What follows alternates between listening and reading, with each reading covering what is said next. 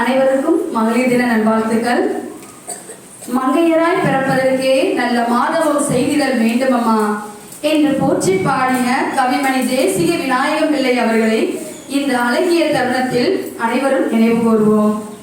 ஒவ்வொரு வருடமும் மார்ச் மாதம் 8ஆம் தேதி பெண்களை போற்றும் விதமாகவும் பெண்களின் முக்கியத்துவத்தை உணர்த்தும் விதமாகவும் மகளிர் தினம் கொண்டாடப்படுகிறது.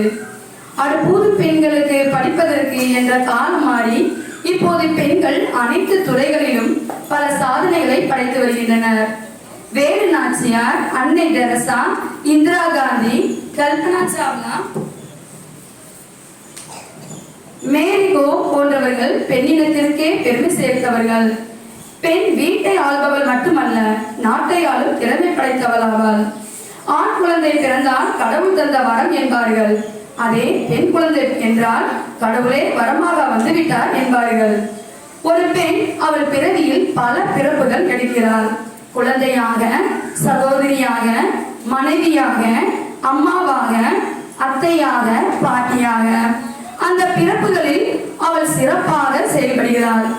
கடவுள் ஒரு பெண்ணிடம்தான் கருவறையை வைத்துள்ளான். ஏனென்றால் அவள்தான் பூமியை போல் எதையும் பொறுத்து அனைவரையும் அரவணைத்து பொறுமையின் சிகரமாக விளங்குபவள். ஒரு தாய் கர்ப்பமாக இருக்கும் போது தான் புரண்டு படுத்தால் தன் குழந்தைக்கு எதுவும் ஆகிவிடுமோ என்று 10 மாதமும் தன் தூக்கத்தை பொருட்படுத்தாமல் தன் குழந்தையை காப்பாற்றுகிறாள். அவள்தான் பெண். ஒரு ஆண் கல்வி கற்றால் அது அவனோடு முடிந்துவிடும். ஆனால் ஒரு பெண் கல்வி கற்றால் அந்த குடும்பமே கல்வி பெறும். ஒரு செயலை எடுத்துக்கொண்டால் அதை ஆண் முடியவில்லை என்றால் உடனடியாக விட்டு விடுவார்கள்.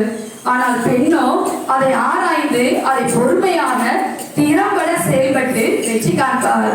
பெண்கள் நம் நாட்டின் கண்கள். பெண்களின் வளர்ச்சி நாட்டின் வளர்ச்சியின் அடையாளம். அதனால் பெண்களை போற்றுவோம், பெண்களை போற்றுவோம், பெண் இனத்தை மதிப்போம். நன்றி.